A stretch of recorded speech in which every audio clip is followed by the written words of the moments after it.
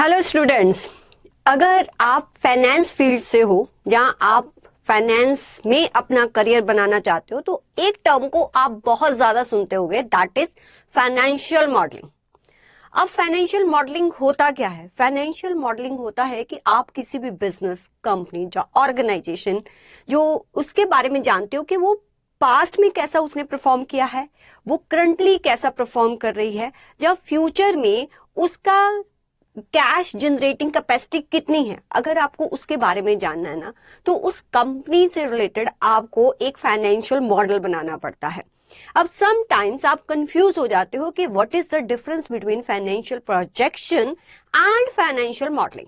देखो, financial projections का मतलब होता है कि आप कंपनी के फाइनेंशियल्स को सिर्फ प्रोजेक्ट कर रहे हो कि फ्यूचर में उसका बैलेंस शीट कैसा दिखेगा, उसका कैश फ्लो स्टेटमेंट कैसा दिखेगा, या उसका P&L कैसा दिखेगा। मींस जो फाइनेंशियल प्रोजेक्शन है ना, वो नैरो है, बट फाइनेंशियल मॉडलिंग जो है वो एक ब्रॉडर टर्म है जिसमें फाइनेंशियल प्रोजेक्शन इंक्लूड होता है। फाइनेंशियल मॉडलिंग में हम किसी भी कंपनी का प्रोजेक्शंस तो करते ही करते हैं, साथ में हम सेंसिटिविटी एनालिसिस भी करते हैं। सेंसिटिविटी एनालिसिस क्या होता है कि अगर फ्यूचर में कंडीशन जो है बेस्ट रही तो कितना कैश जनरेट होगा, अगर कंडीशंस नॉर्मल रही तो कंपनी कितना जनरेट करेगी, अगर इकोनॉमी में कुछ भी इन्फ्लेशन आ गया या कोई अदर डिस्टर्बेंस आ गई, मींस वर्स्ट कंडीशंस हुई तो कितना कैश जनरेट होगा। मींस सेंसिटिविटी एनालिसिस भी करते हैं। यहां पर जब भी आप किसी कंपनी का वैल्यूएशन करते हैं, अब वैल्यूएशन की जरूरत क्यों पड़ती है कि मान लो कि किसी पर्सन ने किसी कंपनी में इन्वेस्ट करना है। मुझे बताओ कि क्या जरूरत पड़ती होगी, कि क्या देखना होता होगा कि किसी कंपनी में हम इन्वेस्ट करें कि उसकी सेल्स कितनी है या उसका प्रॉफिटेबिलिटी कितना है। माइट भी आपके लिए ये ठीक हो सकता है, बट एक इन्वेस्टर जो है ना, वो ये नहीं देखता कि अभी उसका सेल या प्रॉफिटेबिलिटी कितना है करंटली, वो ये देखता है कि इसकी फ्यूचर अर्निंग कैपेसिटी कितनी है। मींस वो फ्यूचर में वो कंपनी कितना कैश जनरेट करेगी, क्योंकि वो उसका पास्ट को बाय नहीं कर रहा है, वो उस कंपनी के फ्यूचर को बाय कर रहा है। जब वो उसके फ्यूचर को बाय कर रहा है तो उसको ये देखना पड़ता है, उसका वैल्यूएशन करना पड़ता है कि फ्यूचर में ये कंपनी कितना कैश मुझे जनरेट करके देगी। अब फ्यूचर में कितना कैश जनरेट करके देगी, ये कैलकुलेट कैसे किया जाता है। तो आज की क्लास में मैं वही बताने वाली हूं कि अगर आप किसी भी कंपनी का वैल्यूएशन करते हो तो वो उसका जो कैश जनरेशन है आप कैलकुलेट कैसे करते हो ना, उसके लिए आपको बहुत सारी टर्म्स के बारे में पता होना चाहिए। तो वो आज टर्म्स जो है यहाँ पर डिस्कस करेंगे। उनका कैलकुलेशन कैसे होता है वो हम नेक्स्ट वीडियो में सीखेंगे। But first of all, company के वैल्यूएशन के लिए आपको क्या क्या टर्म्स के बारे में पता होना चाहिए उसके बारे में जानते हैं। तो आपको मैं बता दूं, जब भी आप किसी कंपनी का वैल्यूएशन करेंगे, वैल्यूएशन मींस इसकी फ्यूचर जनरेटिंग कैपेसिटी कितनी है, जी कितना कैश जनरेट करके देगी हमें। आपने टर्म सुना होगा फ्री कैश फ्लोस, वो कैसे कैलकुलेट किया जाता है, क्या क्या हमें जो है वो ध्यान में रखना पड़ता है, वो मैं आपको बताने लगी। देखो कैसे चलता है। फर्स्ट ऑफ ऑल आपको देखना पड़ता है, इंटायर चेन आप अंडरस्टैंड करोगे जब भी आप कंपनी का वैल्यूएशन करोगे ना, चाहे वो इन्वेस्टमेंट पर्पस के लिए है। देखो, वैल्यूएशन कंपनी का किया जाता है नॉट ओनली फॉर इन्वेस्टमेंट। देखो, जब मर्जर एंड एक्विजिशन होता है तब भी होता है, राइट। आईपीओ निकलता है तब भी कंपनी का वैल्यूएशन किया जाता है, जब लोन अप्रूवल्स वगैरह होती है तब भी किया जाता है, इवन कुछ लीगल मैटर्स के लिए भी कंपनी का वैल्यूएशन किया जाता है। तो अगर आप फाइनेंस फील्ड में हो तो किसी भी रीजन की वजह से आप किसी भी कंपनी का वैल्यूएशन करते हो, बट वैल्यूएशन करने से पहले आपको क्या क्या पता होना चाहिए उसके बारे में देखते हैं। यहाँ पर आपने जब भी वैल्यूएशन करना है, आपने ये देखना है कि वो कंपनी प्रीवियसली कैसा परफॉर्म कर रही थी, करंटली कैसा परफॉर्म कर रही है, और उसका जो फ्यूचर का ग्रोथ है, रेवेन्यू ग्रोथ, वो कैसा है। रेवेन्यू ग्रोथ सिर्फ नहीं देखते क्योंकि रेवेन्यू ग्रोथ हो रहा है, लेकिन क्या वो उतना कैश जनरेट कर रही है वो भी तो देखना पड़ेगा। पहले रेवेन्यू ग्रोथ देखा जाता है, फिर उससे कंपनी हमारी प्रॉफिटेबिलिटी कितना जनरेट करेगी उसके बारे में देखा जाता है। फिर हम देखते हैं कि ये कंपनी ऑपरेटिंग प्रॉफिट कितना जनरेट कर रही है। मींस हम तो बिजनेस को बाय कर रहे हैं ना, तो ऑपरेटिंग प्रॉफिट का मतलब कि आप फाइनेंशियल चार्जेस को जो है यहां से डिडक्ट कर देते हो, सिर्फ आप देखते हो ऑपरेटिंग प्रॉफिट। तो यहां पर एक टर्म आती है नो पैट। अब नो पैट कैसे कैलकुलेट होता है वो सीखेंगे। फिर नो पैट से ही हम देखते हैं कि कैश फ्लो कितना जनरेट करेगी आने वाले 5 साल में या आने वाले 10 साल में, ठीक है, वो चेक किया जाता है। और वो तो फ्यूचर का कैश हो गया ना, पेमेंट तो आज करनी है इन्वेस्टर ने, तो वो फ्यूचर के कैश को प्रेजेंट वैल्यू में लाया जाता है।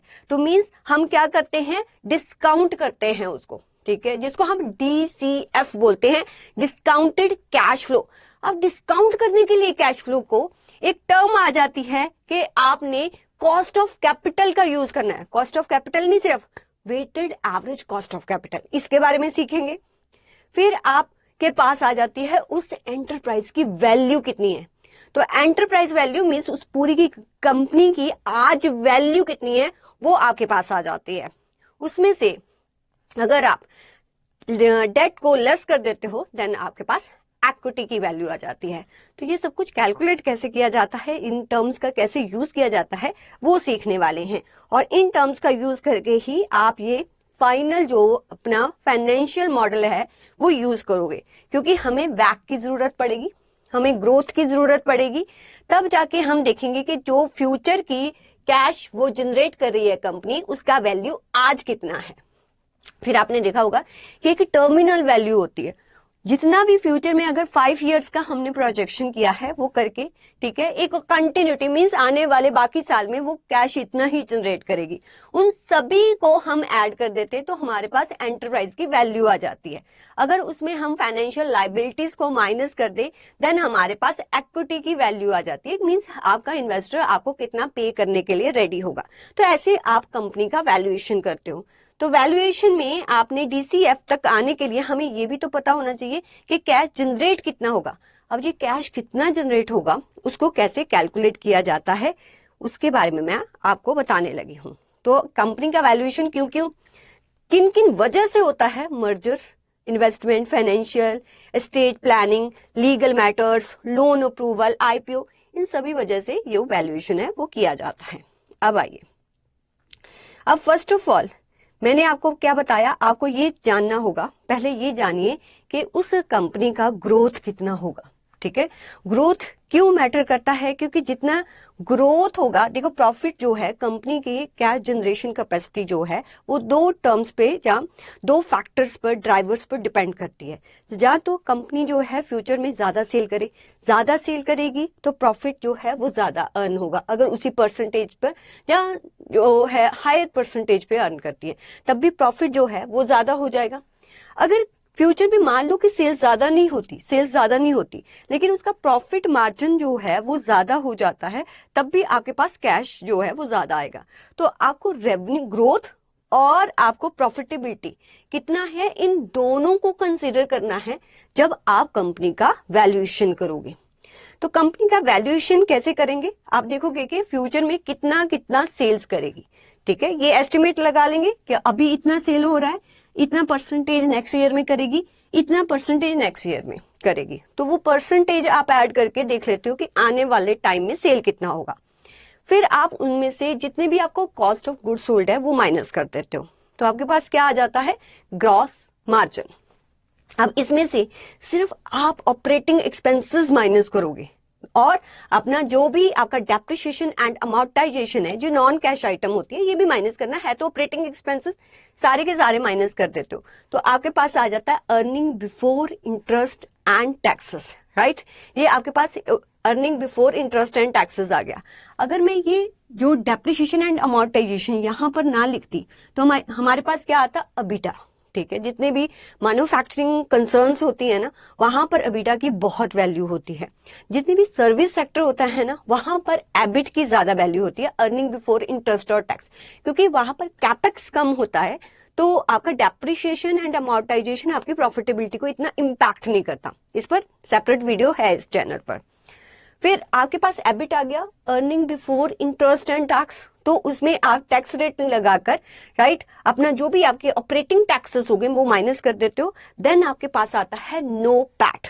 तो आपके फाइनेंशियल्स में बहुत ज्यादा यूज होता है नो पैट। नो पैट क्या होता है, net operating profit after taxes. क्या होता है? Net operating profit after taxes. क्योंकि हमें ये जानना है ये बिजनेस कितना जनरेट करके देगा। अब अगर उस बिजनेस को करने के लिए आपने लोन्स वगैरह लिया है, वो तो फाइनेंशियल प्रॉब्लम है।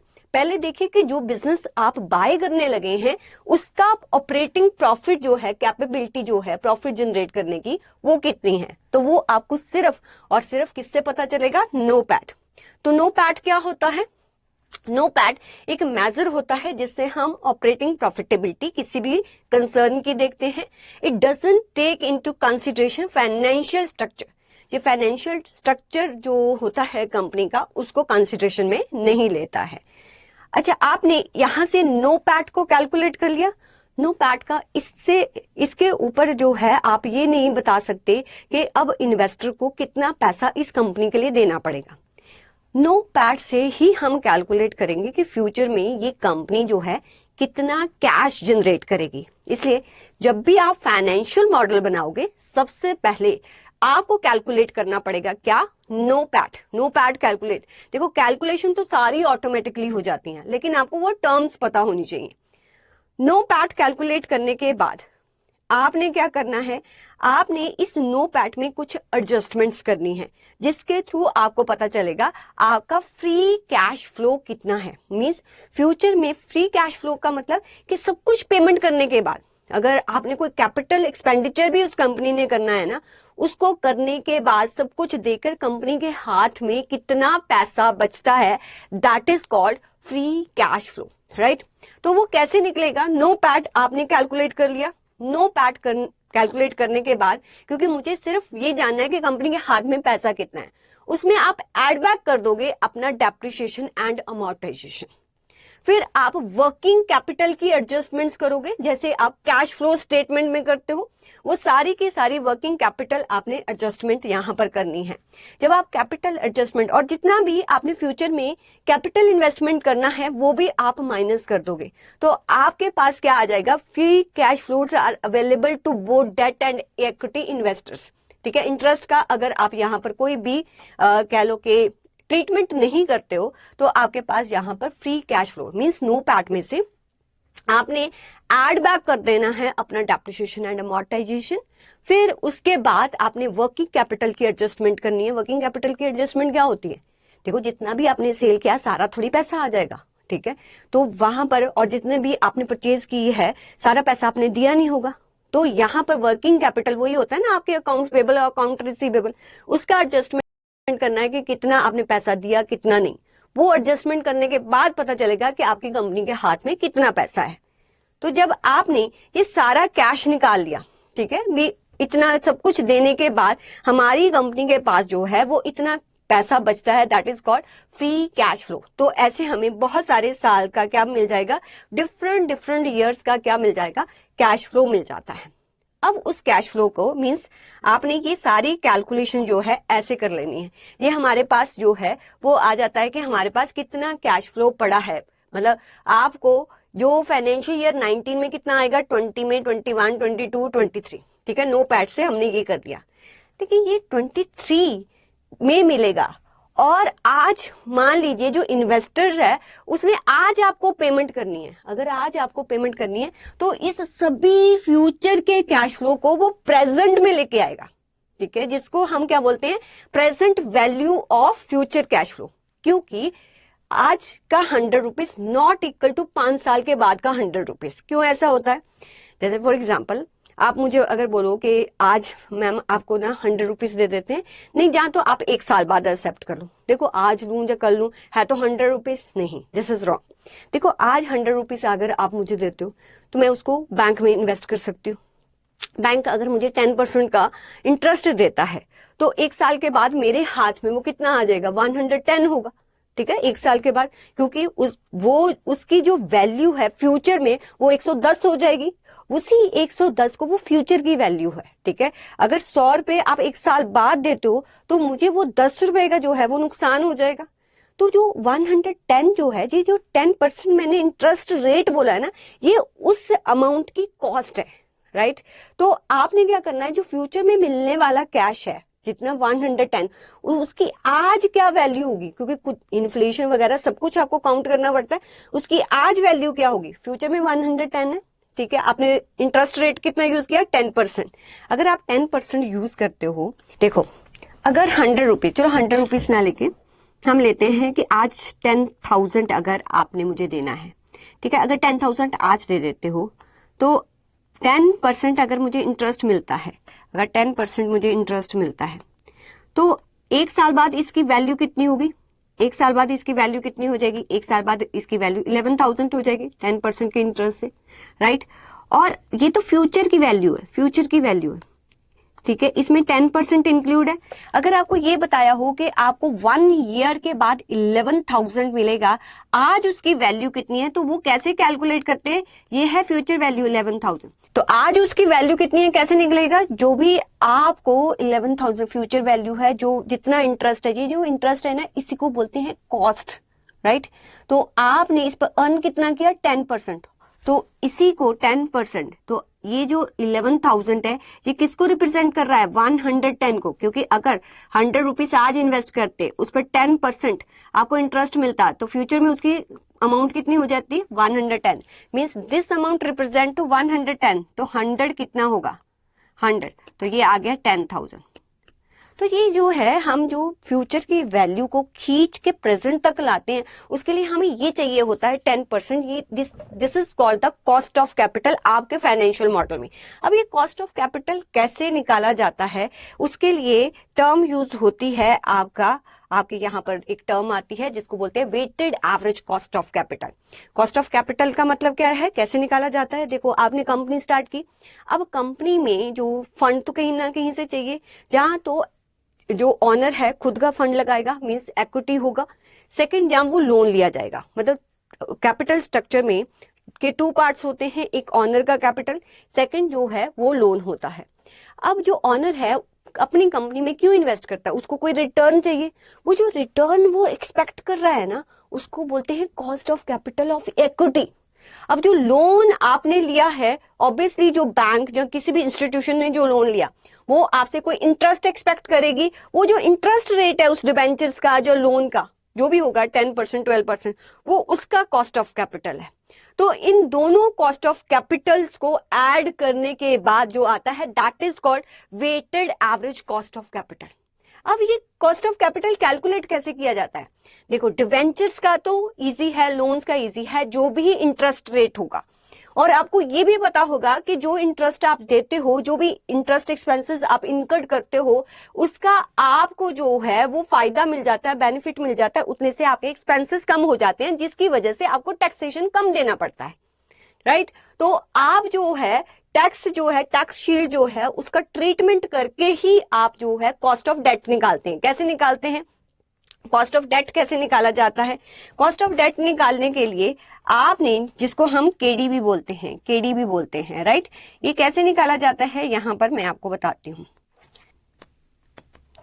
जो भी आपका इंटरेस्ट होगा, मान लीजिए 10% है, राइट, अगर आपका जो कह लो कि टैक्स रेट है 30%, तो आप इसको मल्टीप्लाई कर दोगे 1 - t।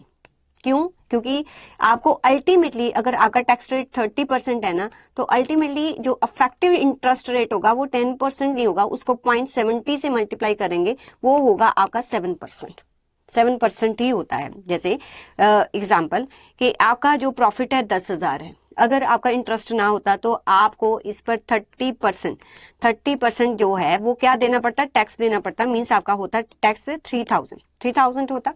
बट अगर आपका जो इंटरेस्ट है वो 1,000 है, आपका इंटरेस्ट है 1,000, अरे माइंड जा क्यों रहा है ये, 1,000 है, तो आपके पास कितना जो टैक्सेबल इनकम बची है 9,000, इस पर आपको 30% जो है पे करना, पहले 3,000 देना पड़ा, ठीक है, अब आपको कितना देना पड़ेगा 2,700। आपको फायदा कितना हो गया, 300 का फायदा हो गया, 300 का, ये जो 300 का फायदा है ये क्यों हुआ, इसकी वजह से तो अल्टीमेटली आपको 1,000 ना देके अगर हम देखें तो 300 का फायदा हो गया, तो अल्टीमेटली ये 700 है, तो तभी मैंने यहां पर क्या निकाला 7%।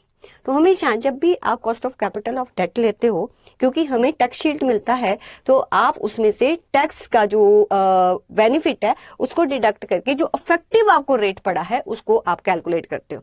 ये तो हो गया आप कॉस्ट ऑफ डेट कैसे निकालते हो।